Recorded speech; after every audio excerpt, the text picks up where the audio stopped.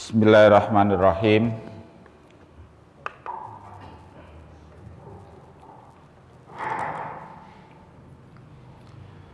Assalamualaikum warahmatullahi wabarakatuh.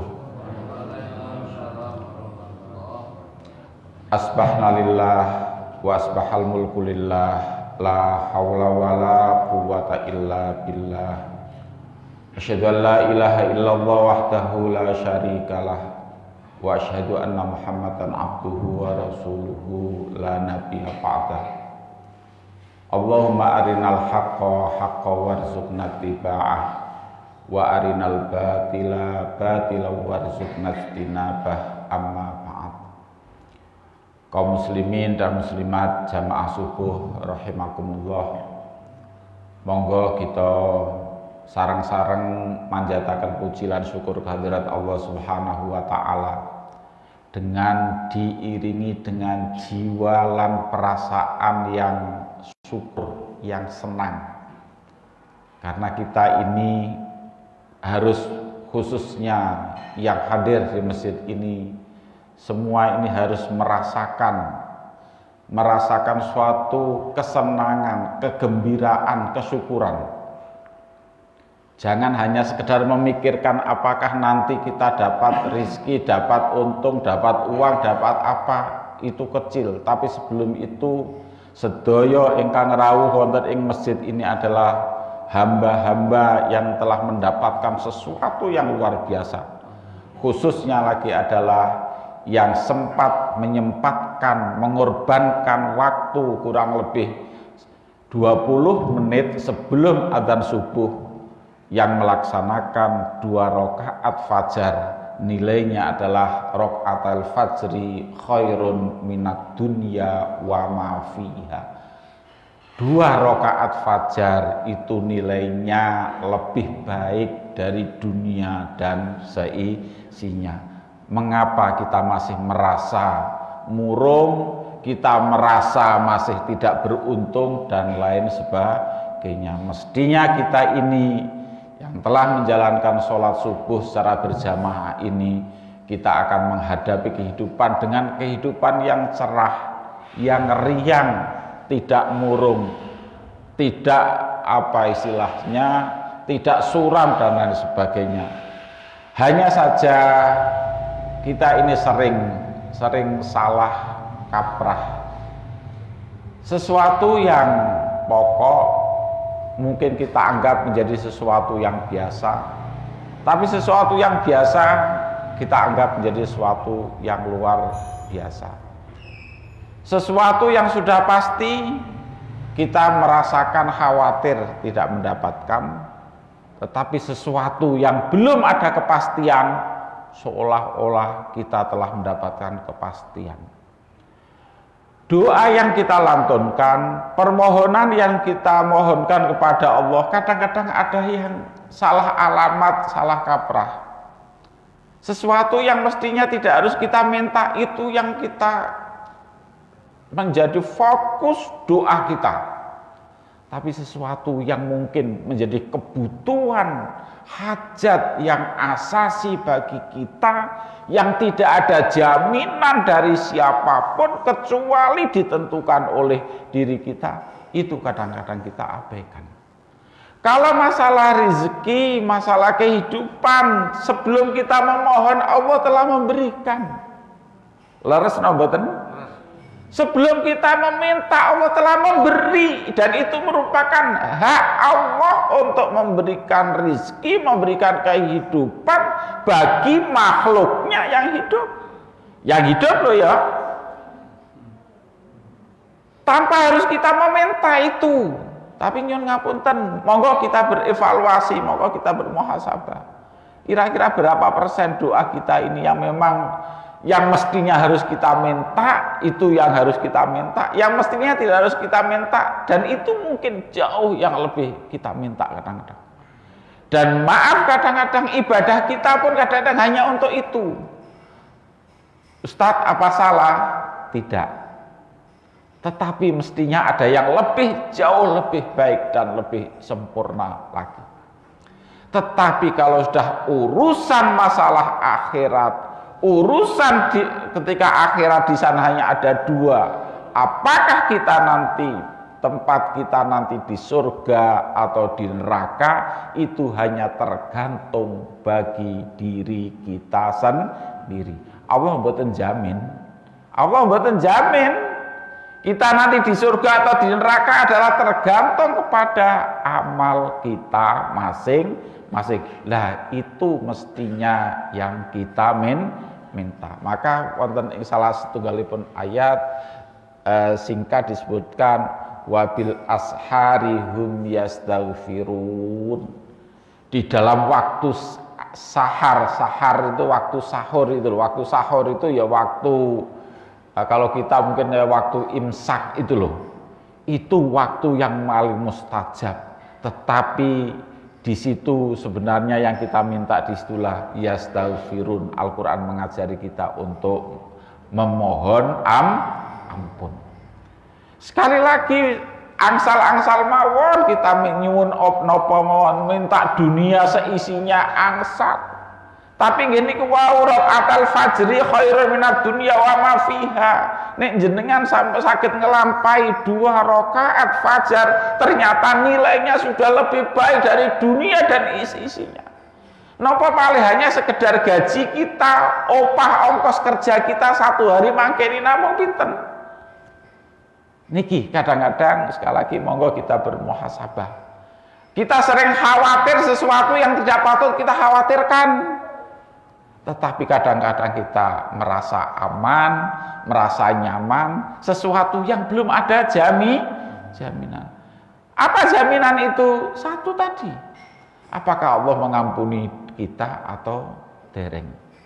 Tentunya kalau diampuni oleh Allah adalah surga, dan jika belum diampuni oleh Allah adalah neraka. Itu yang belum ada jaminan, dan itu mestinya yang harus selalu kita upayakan. Jamaah rahimakumullah, monggo kita hidup dalam kehidupan ini selalu ceria. Ceria dalam arti syukur. Kalau kita ini berhusnudzon kepada Allah, fa insya Allah hidup ini jangan dihadapi dengan sesuatu yang sedih saja. Termasuk adalah sesuatu yang harus kita terima dengan gembira adalah jaminan atau iming-iming Allah surga.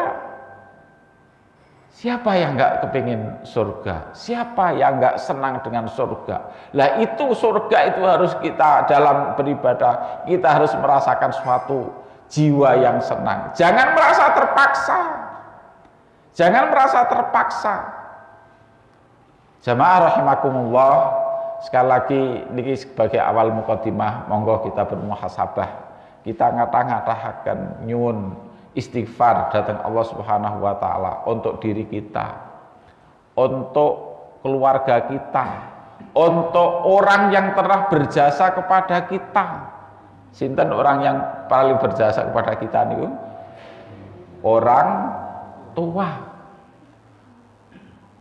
Orang tua merawat kita sejak sebelum kita belum ada sampai kita ada. Kita belum bisa membalas apapun. Hanya kalimat istighfar itu yang mungkin bisa kita lantunkan, baik yang masih hidup maupun yang sudah meninggal, terlebih yang sudah meninggal. Hanya itu yang mereka dapat dari kita. Apakah kita kirimkan, Pak ini Pak mobil jenengan, Pak ini Pak rumah jenengan, kalau taruh di atas kuburan jenengan, nggak ada manfaatnya. Akan tetapi adalah kalimat istighfar yang kita mohonkan kepada Allah, semoga Rabbi firli wali walidayya warhaka, Allah badhe maringi rizki. Tapi syaratnya gremet.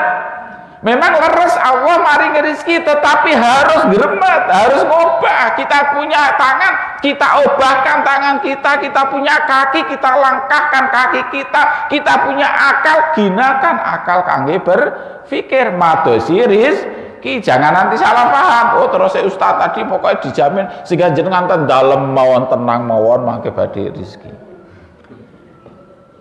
Kita usaha ikhtiar tapi harus didasarkan kepada keyakinan bahwa rizki itu tidak murni karena kehebatan kita.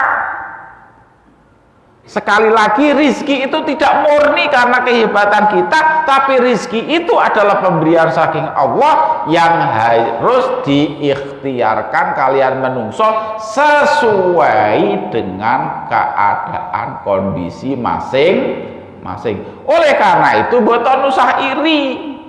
Wah, aku rasa sugih soal aku rada dadi presiden. Wah, aku rasa sugih soalnya rada dadi bupati. Memangnya nek sugih harus dadi bupati saja? Boten.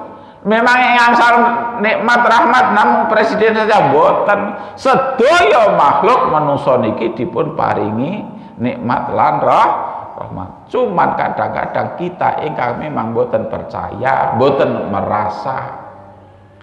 Lah disitulah terjadi kekufuran nikmat. Jamaah rahimakumullah, monggo kita mengevaluasi di dalam situasi napa malih di saat corona pandemi niki. Sebelum corona saja orang sambat, susah pekerjaan, susah mencari rezeki. Napa malih setelah corona. Tapi sekali lagi, tapi kita sebagai umat beragama, sebagai umat Islam, kita harus berkeyakinan tidak ada perbuatan Allah itu yang sia-sia. Semua mesti wonten hikmah. Tinggal manusianya berhusnudzon kepada Allah napa bersuudzon.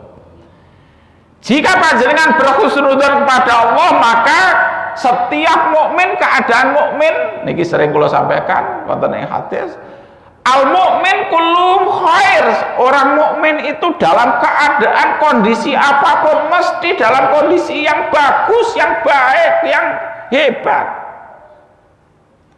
Apabila apabila diberikan sesuatu yang baik, syakara, dan apabila ditimpa, diuji, sabar. Itu orang mukmin. Kalau kita sedang diberi sesuatu nikmat, nikmat itu banyak. Nikmat dalam kondisi tidak ada wabah, itu nikmat. Ternyata ketika tidak ada wabah, perilakunya nggih pencilaan, gitu. Digunakan kangge maksiat.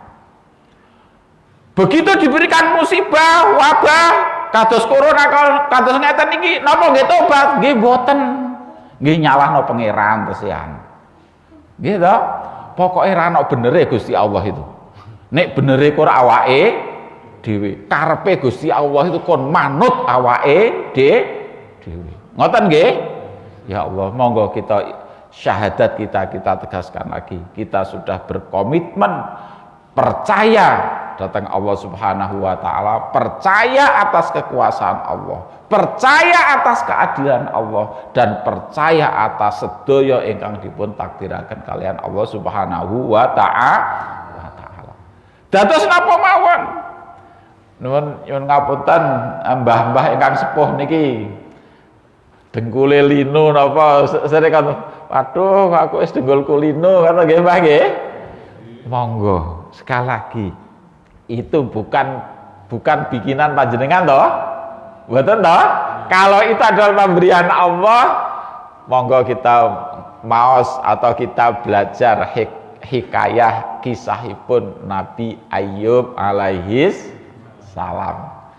Nggak ada nok dunia niki uang yang dicoba penyakit melebihi cobaane Nabi Ayub. Pun toh boten wonten penyakit jenengan itu boten wonten napa-napa nih.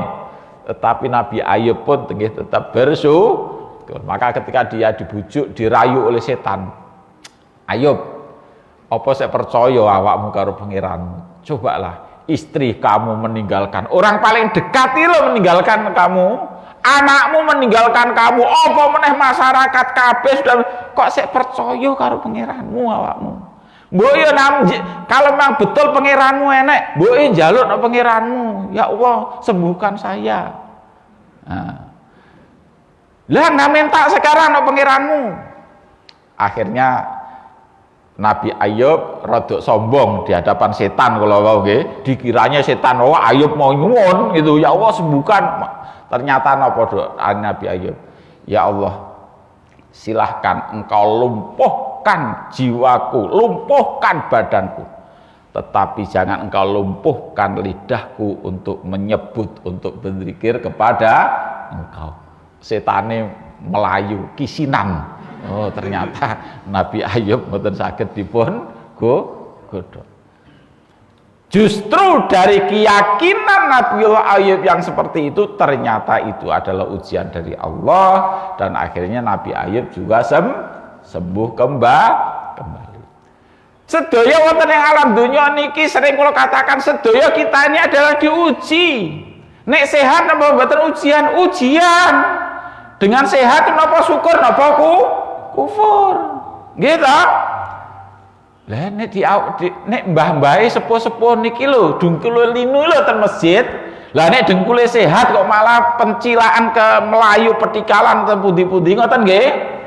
Mbah-mbahe ne pun mripate paningalane ne pun remang-remang niki hamzah atau wawu niku tesih bertatih-tatih maos Al-Qur'an. Nek mripate sek benter ningaline barang maksiat. Gitu ngoten to?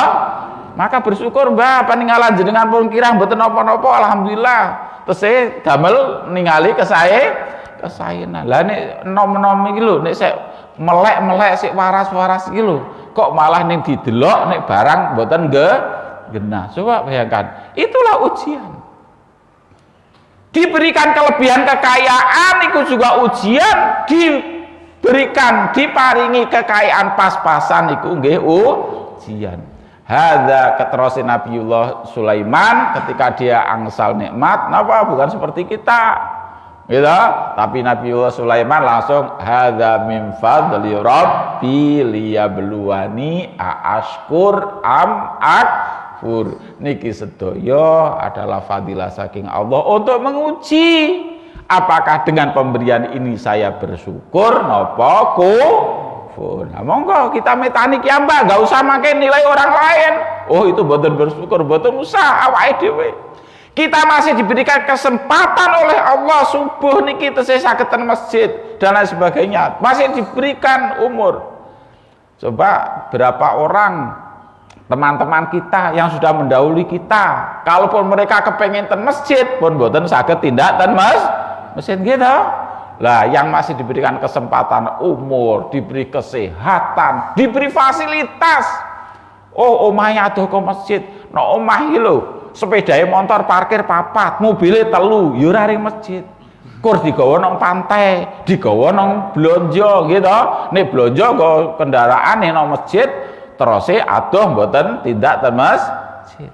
Lah nikilah nek kita ini dipun paringi rezeki kalian Allah, monggo kita gunakan kangge kesae. Bismillah ya Allah, saya membelikan sepeda motor kangge ten masjid, ngoten lho, kangge ngaji nggih. Kangge madosi kesaenan. Termasuk ngene iki kula pesen datang panjenengan sedaya ingkang gadah putra-putri nek maringi fasilitas dipeseni. Nah, ini sepeda motor kanggo sekolah lho ya. Ngoten, nek ra sekolah kuncine dicabut mawon, ngoten. Nek badhe ndamel kemana? Tanya duluan. Oh, mau ngaji, silakan. Mau ke masjid, silakan. Lah nek oh badhe tindak ten ngene pantai, aja sik bareng-bareng ae. Dikancani aja lunga dhewe. Nah, jadi silahkan nopo mawon ingkang ada pada kita niki kita gunakan kangge ibadah. Maka nek ngoten terus janjipun Allah, la in syakartum la azidannakum wa la in kafartum inna adzabi lasyadid. Jamaah rahimakumullah, monggo kita bermuhasabah diri. Memang menghadapi dunia, memang dunia ini sering mengecohkan kita. Kita hidup di dunia, memang kita harus juga memanfaatkan dunia, tapi kita jangan tertipu oleh dunia ini. Wonten ungkapanipun seorang, ini mboten hadis, tapi mungkin ini adalah qaulul hikmah, mungkin nggih, ungkapan ingkang bermakna. Khud minar rizki ma kafa wa minal aishi ma sofa kullu hadza sayang qadi kasarojin idam tofa. Kalau masalah rezeki ambillah sesuai dengan kebutuhan. khud minar rizki makafa, sesuai dengan kebutuhan. Tapi nampaknya kita kok mboten saged. Kita kok mboten saged ngoten. Makan kita satu piring, tapi disuruh nyimpan beras namun setunggal piring kok mboten saged gitu. Nyimpan beras satu gudang, makannya satu piring. Sisane kangge napa? Mbah. Pokoke nggih, pokoke nyimpan ngoten mawon. Rumah kadang-kadang, nah niki. Rumah kadang-kadang butuh ingkang asli griya ingkang kita tempati namung pinten meter toh jatose. Ketika sudah satu kamar, nggih, kamar pun tidurnya di ranjang, ranjang pun namung ngoten nggih, sisane nganggur. Gitu, namung pinten ingkang kita damel. Tapi kadang-kadang kita niku berpikir sesuatu yang kadang-kadang mboten tujuanipun. Kan ngoten toh sering toh? Kalau kebutuhan, oke, sekali lagi kalau kebutuhan memang harus kita penuhi. Tapi kita yang mboten saged memilih pundi ingkang kebutuhan, pundi ingkang keinginan. Lah niki susah bedakan pundi ingkang kebutuhan lan pundi ingkang keinginan. Neng keinginan pun dibatin kalian Nabi, pun ditebak kalian Nabi. Andaikan anak Adam ini nggak ada satu emas gunung, napa nih gunung Magetan, gunung napa nih? Gunung Lawu. Saumpamane keturutan, niscaya akan kepingin gadah kalih. Gadah kalih keturutan, kepingin gadah sampai Gunung Lawu ngriko. Kepingin, itulah menungso sampai nanti adalah hatta zurtumul maqabir. Niku baru sadar. Pun toh ngoten nggih, leres. Enggak ada artos tunggal ewu, kepingin. Mungkin jenengan mboten ngraosaken kok karena sering kita sudah lupa kok. Ingkang sepuh-sepuh nate rumiyin dados alit to? Dados bocah to nate to? Mosok kula mau ingkang ingat jenengan mboten ingetan nggih.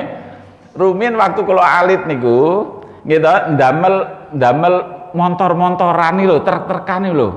Ndamel kendaraane lho, kendaraan-kendaraanan mainan wis suweneng. Tapi saiki di montor tenanan iki lho kok ora bersyukur. Nah ibu-ibu rumiyin napa nggih biasane ingkang lare putri kan damel apa masak-masakan ngono kan. Suweneng saiki masak tenanan iki lho. Kok ora bersyukur. Laras mboten? Ketika kita masih kecil hanya punya mainan-mainan suweneng pol. Lah sakniki lho enggak ada tenanan kok ora bersyukur.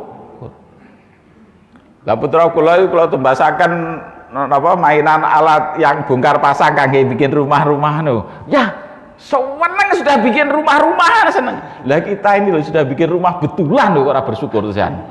Coba bayangkan. Itulah manungsa. Nggih, niku ora usah ana wong liya, awake dhewe enggak ada pengalaman sedaya pun tau enggak ada pengalaman sedaya. Itulah manusia yang namanya keinginan tidak akan pernah tercukupi. Jadi maka terus pesan ulama tadi khud minar rizki makafa.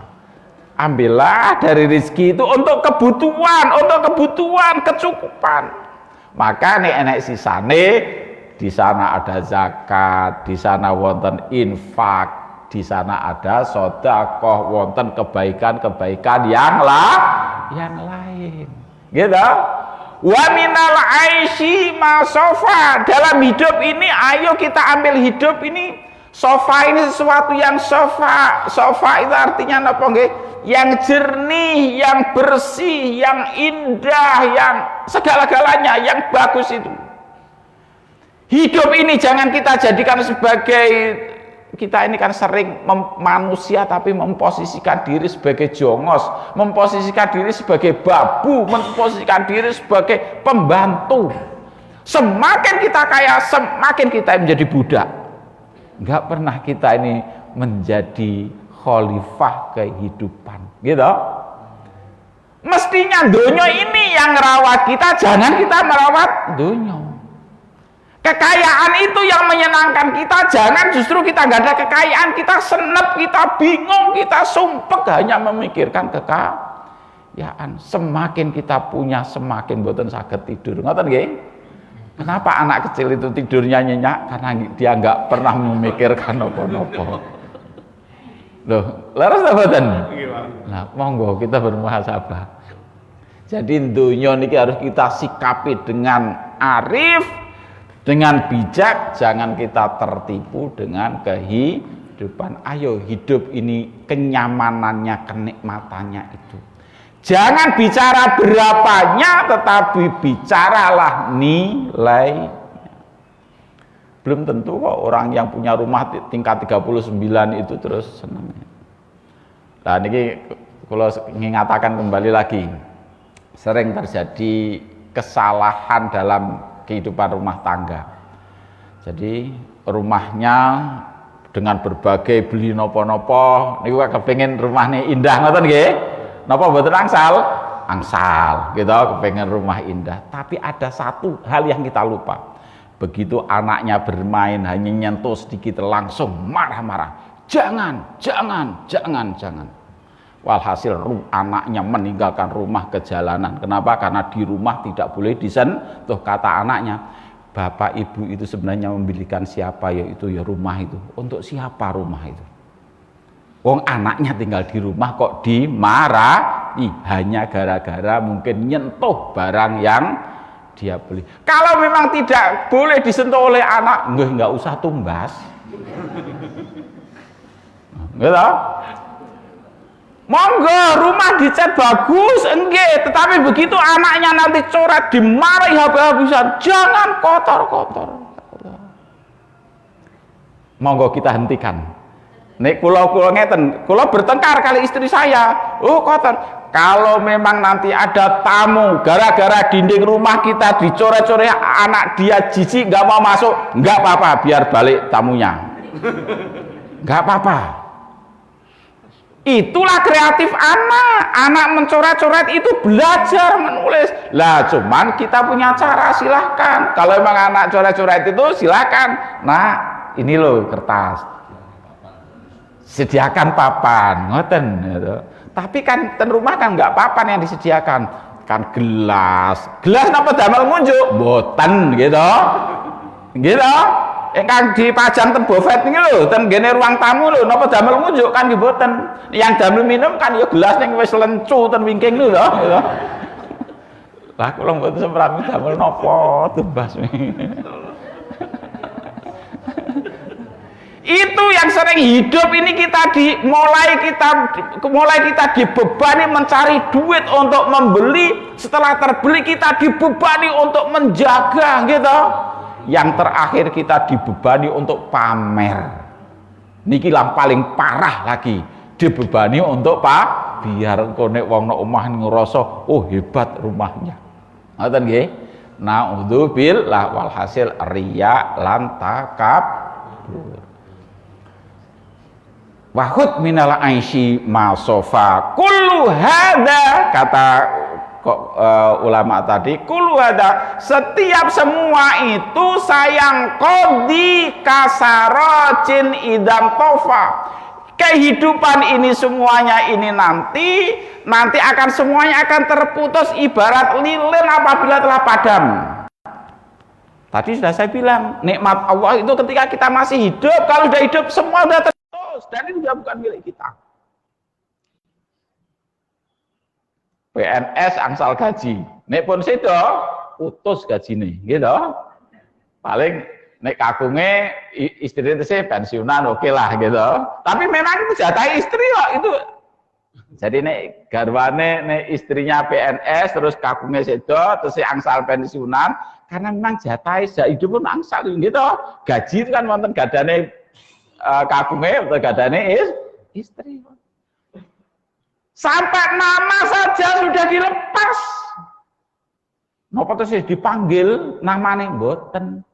Begitu sudah innalillahi langsung yang asalnya dulu diberi nama sinten si Paijo bin Paijin Paijon langsung disimpan almarhum. Nama apapun semuanya sama. Gitu. Coba bayangkan. Seluruh kekayaan apapun yang ada pada kita secara otomatis akan berpindah kepada yang hidup. Nggak usah berwasiat setelah meninggal. Kalau berwasiat sebelum meninggal. Kalau mau bersedekah sebelum meninggal. Kalau sudah meninggal itu sudah bukan hak Anda, itu sudah hak orang yang hidup. Itu hukum Allah. Nah, jadi kita belajar monggo selagi kita masih hidup, selagi masih ada pada kita, monggo kita manfaatkan nikmat Allah kangge kesayangan. Kita nggak ada umur, monggo kita manfaatkan umur. Kita nggak ada tenaga, kita manfaatkan tenaga. Kita nggak ada kesehatan, kita manfaatkan kesehatan. Kita nggak ada dunya brono, kita manfaatkan kekayaan itu kangge kesayangan. Kesayangan itu kata kangge menghidupi keluarga niku nggih kewajiban lan kesaenan. Jangan dikira. Jadi kita bekerja angsal rizki kangge menghidupi keluarga niku nggih jihad, niku nggih amal kesaenan. Yang jangan naudzubillah peparinganipun Allah niki justru kita manfaatkan kangge maksiat datang Allah Subhanahu wa naudzubillah. Monggo sisa-sisane umur senopo wae ada pada kita syukurilah, sekali lagi mau kita syukuri, dan gak usah kita memikirkan anak cucu kita yang sesuai dengan pesannya Nabi Ibrahim ketika Nabi Ayub ini. Justru yang kita rasakan gimana ya anak kita ke depan ini tesih nyembah pengira napa mboten, itu yang penting. Tesih berpegang pada akhlak napa mboten, tesih ten masjid napa mboten, itu yang kita khawatirkan. Enggak usah mengkhawatirkan anakku engko iso mangan ta ora, itu urusanipun Allah, itu jaminanipun Allah. Oleh karena itu monggo kita peseni datang keluarga kita sedaya untuk berpegang pada tali agamanipun Allah Subhanahu wa taala. Sekap? Sekap nggih. Nggih, nek kula ngantos jam 8 nggih saged mawon, tapi kan nggih panjenengan kan enggak ada aktivitas masing-masing nggih. Nggih kula kinten cekapaken semanten, sekali lagi monggo dalam beragama, dalam kehidupan kita harus merasa berhusnudzon kepada Allah. Kalau berhusnudzon kepada Allah kita akan selalu wala khaufun alaihim wala hum yahzanun. Orang beriman jangan tidak ada sesuatu yang disedihkan kecuali kita merasa sedih, merasa takut terhadap azab Allah Subhanahu wa taala.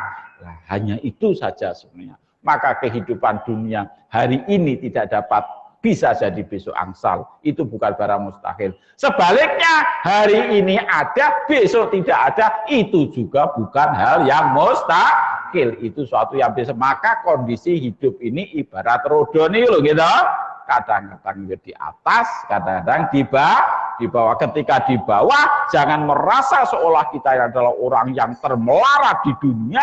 Ketika kita di atas, jangan merasa kita ini orang paling hebat di dunia. Kehidupan alam berikan pelajaran. Tadi malam gelap, sekarang siang. Tatkala kita dalam kegelapan, jangan putus asa. Besok akan ada sinar, ada cahaya. Sebaliknya, tatkala kita hari ini sedang menghadapi cahaya keterangan, jangan lengah. Suatu saat nanti ada kegelapan, maka manfaatkan kesempatan, gunakan kesempatan waktu di mana kita sedang mendapatkan nikmat dan rahmat Allah Subhanahu wa taala. Makatan ingkang saged kula sampaikan, dipilih wonten kekurangan dan kekhilafan, nyuwun agung pangapunten. Assalamualaikum warahmatullahi wabarakatuh.